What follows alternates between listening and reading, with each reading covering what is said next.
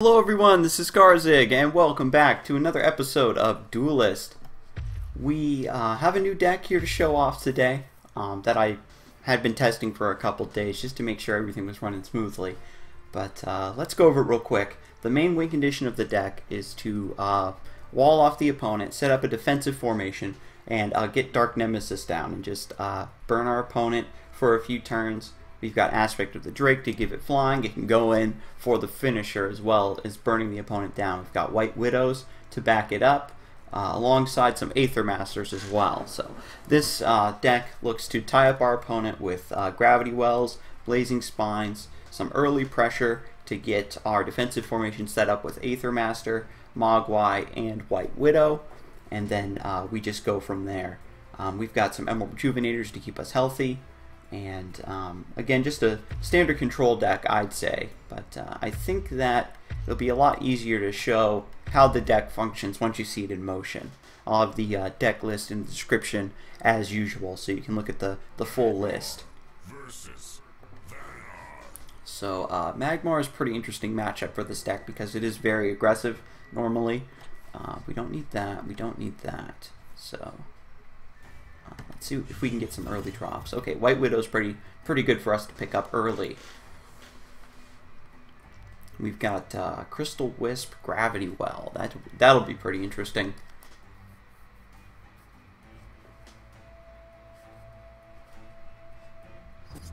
Because we can move forward, play Gravity Well, and tie up our opponent on his side of the board, and then we've got the Crystal Wisp to play on top of that.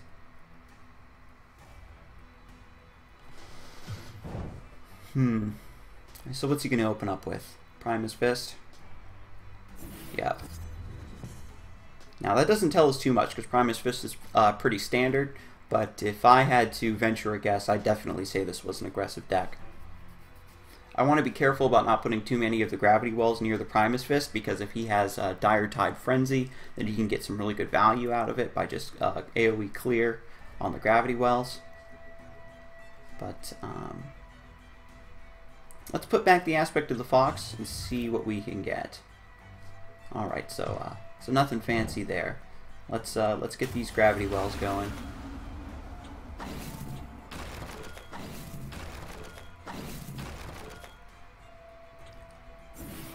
Okay, so this early in the game, we don't need to worry about anything being played in this space and then given the Dire Tide Frenzy, so even though this formation looks really bad, it's not. What this allows us to do is bring the Crystal Wisp up to the Mani Spring, or move it forward to hit the General for 1, or if we get some extra weighted damage, maybe even use Aspect of the Fox to transform a wall, we can bring the Crystal Wisp down to trade, that kind of thing. So we'll see how this turn goes. He just replaced the Dream Gazer, looking for options and getting that extra body on the board. So seeing the Primus Fist and the Dream Gazer definitely tells me this is an aggressive deck. So we are going to try to backpedal and just play on curve, get the White Widow set up. Spelljammer actually helps this deck a lot. So what I can do is actually transform this wall with Aspect of the Fox, move it down,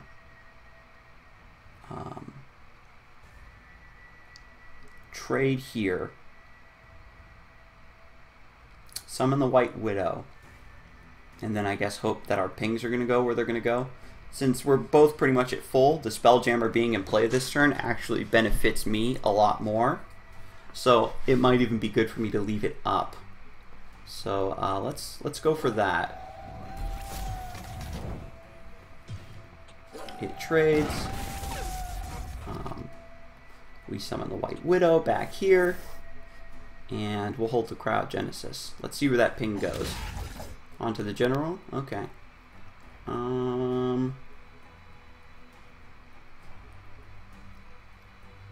Where do I want this Crystal Wisp to go?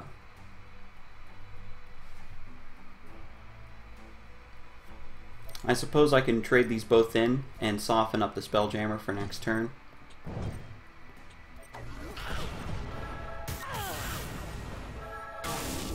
And it stays alive. We draw 2 cards. Emerald Rejuvenators are really good for us.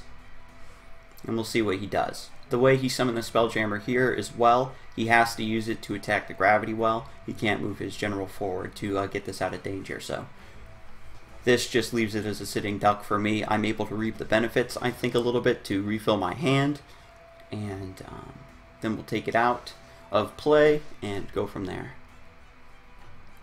With the Crystal Wisp dying, it accelerates our turns a bit more. Next turn we'll have 6, so we can get the Emerald Rejuvenator on lock with the Mark of Solitude. So, okay. Perfect. And he's got 4 mana, so Saberspine Tiger to take out the White Widow would be a play.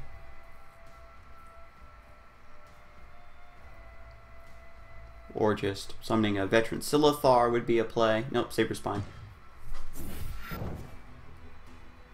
Diretide Frenzy. Fortunately, it still dies after doing the damage, so.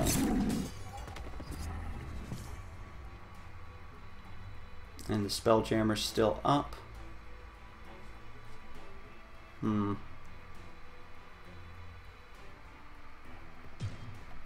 See, so I can go up to 7, so. I suppose I can actually do this. We attack down and get the Emerald Rejuvenator going, and then we'll use the Cryogenesis.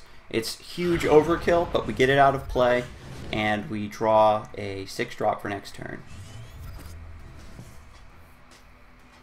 So the Draugar Lord, because it's sticky, allows us to get a pretty big wall to keep my opponent at bay.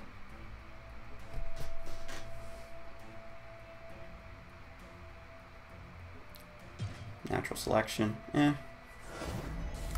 Emerald Rejuvenator did what it was supposed to do. Draugar Lord's a bit more immune to stuff like that, so.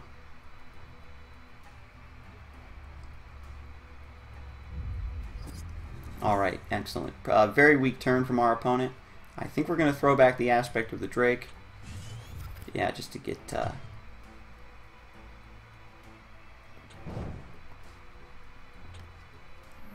some more options. We'll just get the Draugar Lord out now, while it seems like a pretty good turn for it.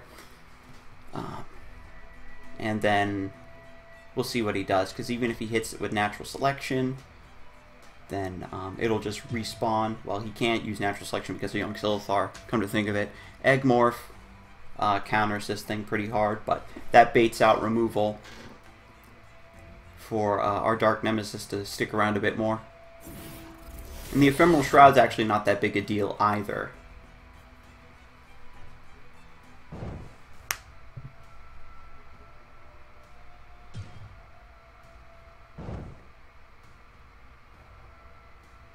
Adamantite Claws.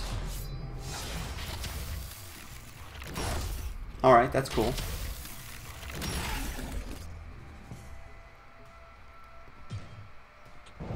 So we move forward. The Pandora is not looking so good for us. Ooh, Blazing Spines into Emerald Rejuvenator. So that's a great way to just wall him off, and we'll get the Emerald Rejuvenator to get some of our health back. Next turn we've got Pandora. Hopefully we'll be able to squeeze a few card draws worth of value out of this baby. We played the Draugar Lord already, so the Cryogenesis is going to pull Snow Chaser, which is actually pretty interesting because we're starting to kite the Magmar General back over to his starting side of the field. So the Snow Chaser becomes a bit more viable on the enemy side because we'll be able to get that body block and that 2 damage coming back to us. I've been holding Aspect of the Fox in case he plays something really big, probably like Elder or something, but we'll see how it goes. Unfortunately, I wasn't able to get through to kill this egg.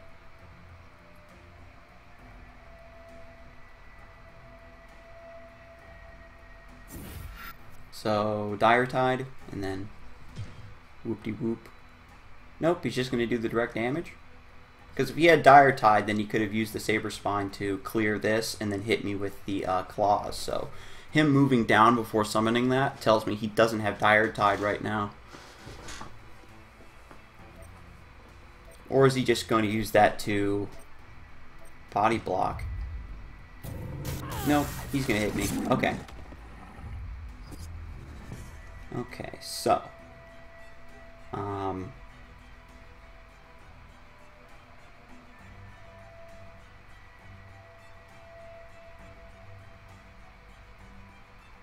Good news is that the Blazing Spines can take out the young Silithar for us.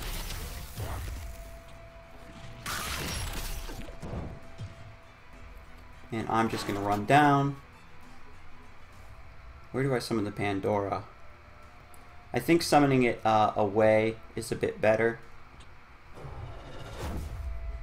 And I do want to hold the aspect of the Fox. Alright, yeah, flying. Okay, cool. Yeah, because the foxes that it spawns, well, it spawns wolves, not foxes.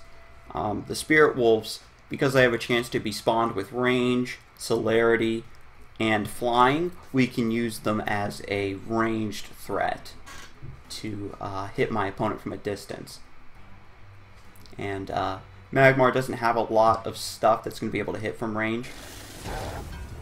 And everything right now on the board has 3 attacks, so it's immune to. He can use natural selection on it. Sunsteel Defender. Yikes.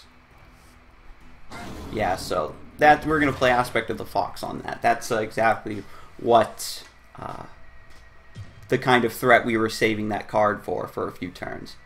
You don't want to move up. I mean, do you want to just waste one of your charges on a Blazing Spines? No. It doesn't make sense. Don't do it. Okay. So, something interesting is I could actually save the Aspect of the Fox by having the Serenity Wolf fly down, eat the Sunsteel Defender's shield, and then use Cryogenesis on it. But I think by just using Aspect of the Fox and the trade, that allows me to drop the Dark Nemesis. So, yeah, that's actually a much smoother play for us. So we're just gonna. Oh, yep. Okay, he surrendered. He was top decking at that point, and with the Pandora in play, it was an additional. It was just too much pressure. He wouldn't be able to come back from that. One of the cards in his hand, well, at least we knew one of the cards in his deck was probably a Songweaver, which would give that minion flying and send it over to us to finish it off with a double attack. Whew! So we managed to get out of that pretty sticky situation for sure. Now, having the Crystal Wisp with the Mark of Solitude on it is pretty interesting because it just becomes a Wraithling killer.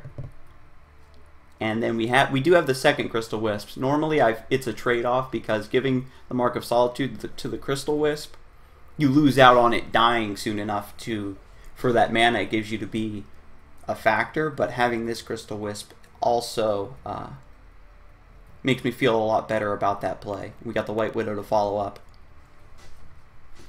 And we're going to hold on to this Chromatic Cold.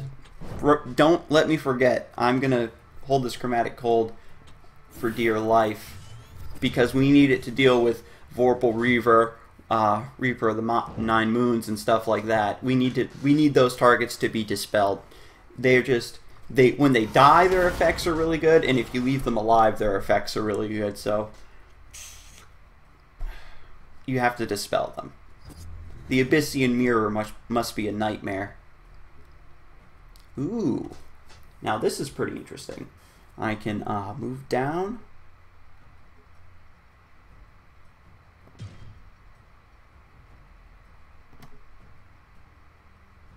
Yeah, because I can get up to 5 this turn. And then I can summon the Mogwai. Crystal Wisp into Crystal Wisp. Into Mogwai. And then we're going to kill the Gloom Chaser. Nice. I see I got a message here. Let's check that real quick. Is that deck consistent? I've been trying to find a... Oh man. This deck is not consistent. I'll hit him up after this match. I'll hit him up after we're recording, and because I always love to talk to you guys when you add me in game. I always have time to chat it up. I just happen to be recording right now, and I don't want the video to be too bogged down with conversation. So I definitely am going to be talking to him. And if you happen to stumble across this video, sir, I'm not ignoring you. Hopefully you'll be able to see that I'm just recording. Oh man, that was a nightmare play.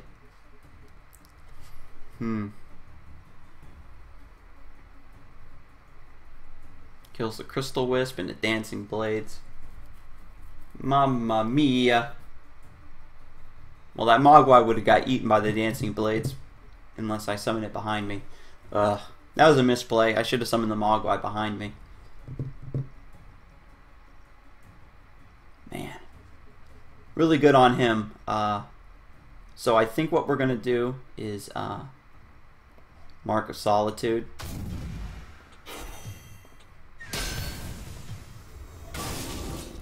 We're going to take this 4 damage like a boss, and 1, 2, 3, 4. Get the gravity well going. I've got the 2 up and 2 back, so that this Wraithling can take out one, and then his general can take out one. And then I've got the Crystal Wisp staying alive. Having a 5/1 up is pretty good because I can threaten whatever he decides to summon next. He can move the Wraithling over and summon something over here, like maybe a Blood Moon Priestess or a Shadow Dancer or something, but then that just leaves him with another body that he can't destroy the gravity wells with. And then I'm going to get this White Widow set up next turn. I'd like to draw into Sojourner or maybe another Mogwai as well, so I'll probably replace the Cryogenesis.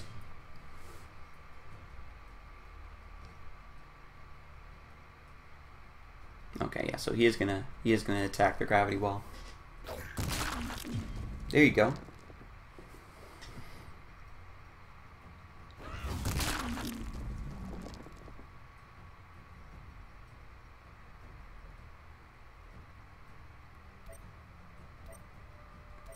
Yeah, so him destroying those gravity wells before summoning something tells me he doesn't have Blood Moon Priestess or Shadow Dancer. Abyssian actually matches up pretty well against this deck because of all of the small walls and stuff that I'm summoning. It gives him free Death Watch.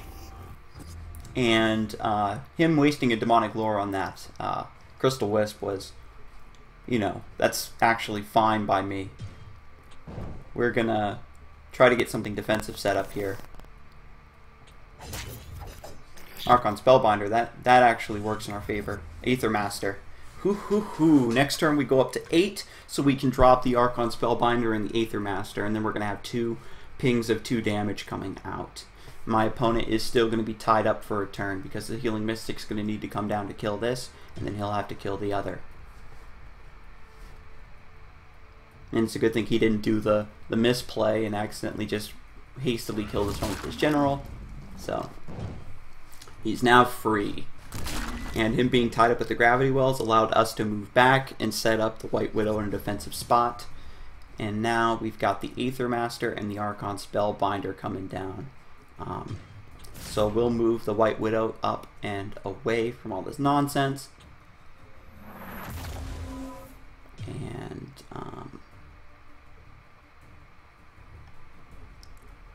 we'll summon the Archon Spellbinder and move up to protect our babies as well. Now the thing about this play is I'll have to discard the Chromatic Cold, which I said I was going to hold on to for dear life. But I think getting this free 2 pings of damage is actually really good.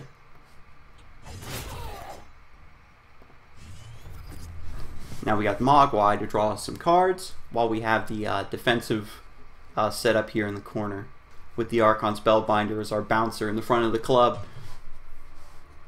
Nice. Abyssian generally can't fight you from range, so we'll see what he comes up with. Spectral Revenant. And then, he'd have to summon it here, move 2 forward, and kill the Aether Master. Nope, Emerald Rejuvenator. Okay. That's cool. That's fine. So he's just trying to slowly work his way over towards my babies. I gotta keep them protected in the corner. Get away from them. Okay, so we are going to attack here, move the Archon Spellbinder up and attack, and then move these guys down and away from the corner, I think. And yeah, I'm just making sure I want to move where I want to move first.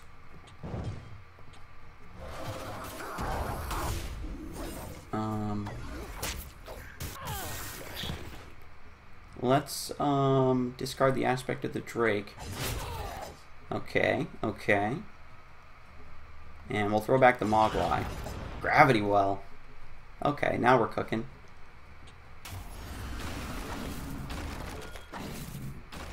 Alright, so check this out. We put the 3 Gravity Wells back here away from the Healing Mystic so that he can't summon something to kill them. And I think we're going to leave these guys in this corner after all. Because what he can do is attack with the General here in the front to free up the Healing Mystic. And then summon, move down, summon Spectral Weapon. Ooh, Shadow Nova. Oh, man. That's harsh. Dang. So that takes out... I forgot about Shadow Nova. I should have spread out my guys. Completely forgot to play around that card. Ugh. Man, that is so harsh. Okay, so we've got 7. Have the Sojourner kill this thing. Get another Aether Master. Okay, so that's pretty interesting for us. We're gonna try to move down. Summon the Aether Master over here, because if he's got another Shadow Nova, I want to incentivize him to not cast it on my General. The other question is do I want to swap out the aspect of the Drake or transform one of my walls? Let me see, if I transform a wall, that's 7 plus 4, which kind of sets up 2-turn lethal. Yeah.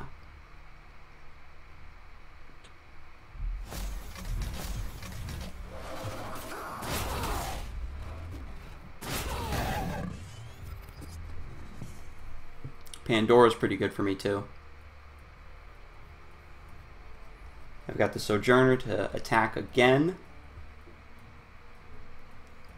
That was actually a huge misplay as well. Holy crap, I'm going to get punished. I should have transformed this one with the White Drake so the Spellbinder has flying, so that if he uses Demonic Lore on it, then I'm still able to just move it back into position to attack. So, okay, yeah, so he's just going to move. What does he have? He's got 3 cards in hand, so he only moved 1 space, so what have you got? Sunset Paragon, very nice. Cool. Oh, you're going to attack? Okay, so Sojourner draws me a card. Awesome.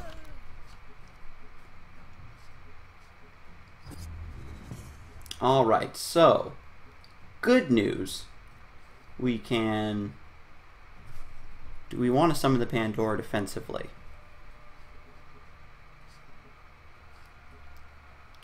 Because he's just going to be fishing for Shadow Novas to finish me off with. So we'll summon the Pandora here next to us. Step over away from it so he can't hit both of us. And then...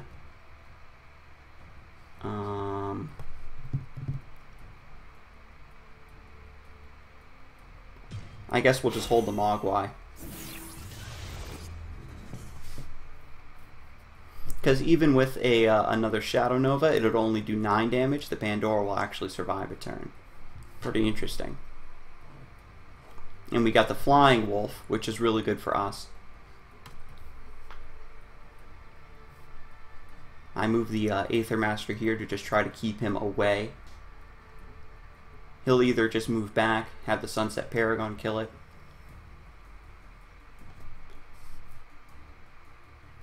I've got the Cryogenesis. Hopefully I'll be able to get my hands on the Draugar Lord. And then I can have the wolf fly over and then drop the Draugar Lord. My gut's telling me that a third Gravity Well would be pretty silly in this deck. But it seems like it'd be bad to draw if you don't have anything online. Shadow Dancer's kind of bad. But luckily I've got 4 damage, so he'll just heal 1. It's whatever. Okay, so first things first, Cryogenesis. Take care of that. Draugar Lord. That's what I wanted to see. We're going to get the Draugar Lord up. And I think having this wolf trade is actually the best bet.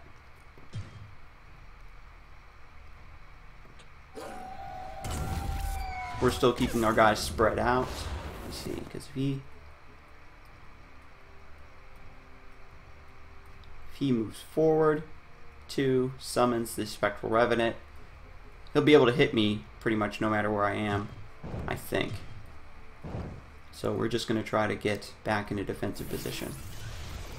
Celerity Wolf, that's almost flying. That'll be 2, 2. And we got the Draugar Lord, keeping him walled off on his side of the board. Unfortunately, without the Dark Nemesis, this deck pretty much lacks a lot of damage. So I think I do want to get the Mogwai set up next turn, and start having that guy walk back and forth. Start his patrol route and get me some cards. That's actually not a spear. It's a metal detector. He sweeps the ground and finds the cards on the ground for you and picks them up. Demonic Lore, pretty nice. Moves it here so that it dies to Shadow Creep.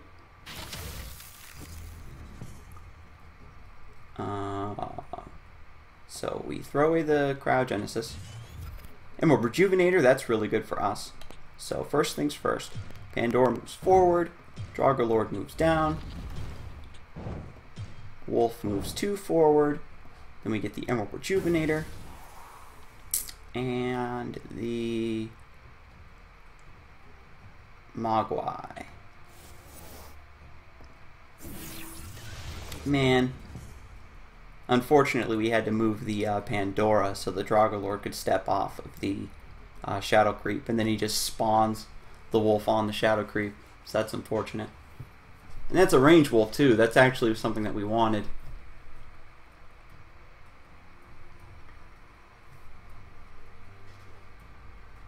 He'll have to step up into this corner.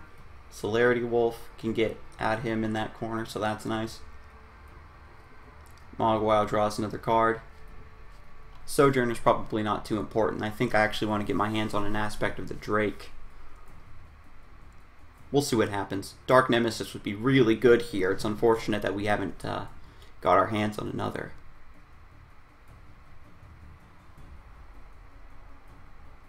And you see I've got my guys spread out so that Shadow Creep isn't as devastating if he hits it. Alright, that's cool. Alright, so, yeah. Move the Pandora, move the Draugar Lord over. Have Mogwai move. What do you find? Another Sojourner. Cool.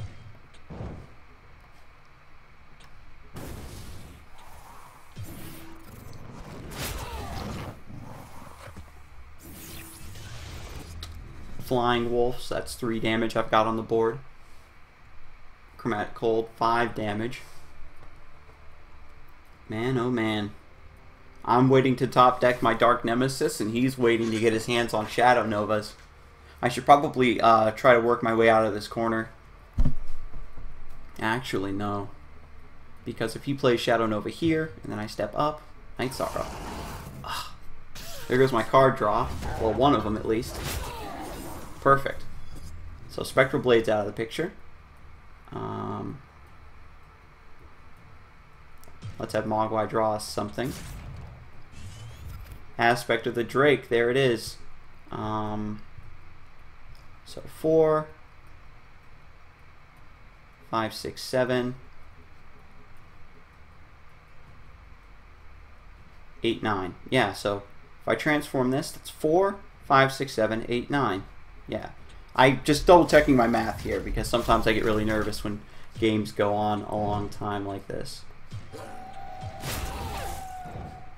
Woo! Flying things. And now you get to see how this deck works without Dark Nemesis. Amazing. Whew. Alright, I felt like that match went on pretty long, but we're going to squeeze in another one. But I did get immensely punished that game by having my Aether Master and White Widow in that corner and got hit with that Shadow Nova. Oh my god. And I can't forget to talk to our friend here. Oof, dang, I wanted to quickly message him. I hope he doesn't log off before I choose my cards. No, he logged off. No, he's still here.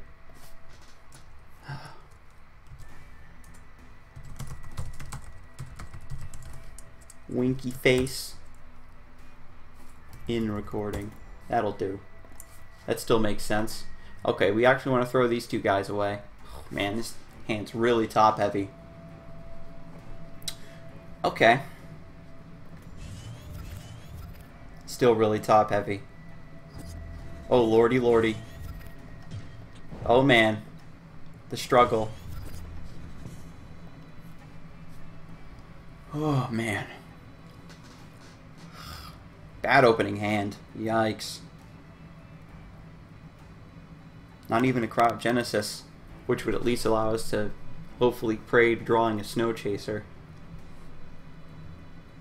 Got the Pandora back in our hand. Man. Portal Guardian. Yeah, so.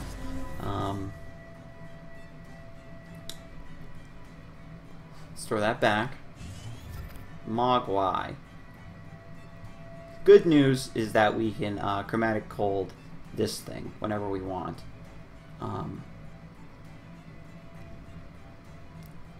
We're pretty much going to be giving up all the mana tiles, though. Which is unfortunate.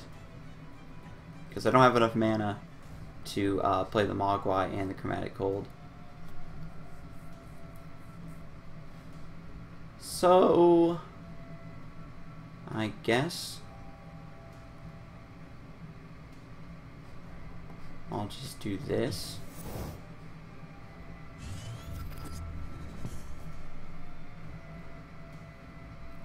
Plays around Blast. Portal Guardian can't reach. And I can just hit it with Chromatic Cold whenever I need to, I guess.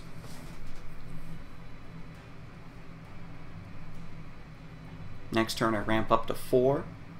So I can actually move up, get up to 5, and then maybe Dancing Blade something, or White Widow Aspect of the Fox if this thing gets pumped up this turn. Like if he's got like a Dream Gazer and a bunch of other nonsense. Because I don't want this thing to get too big. Azure Horn Shaman.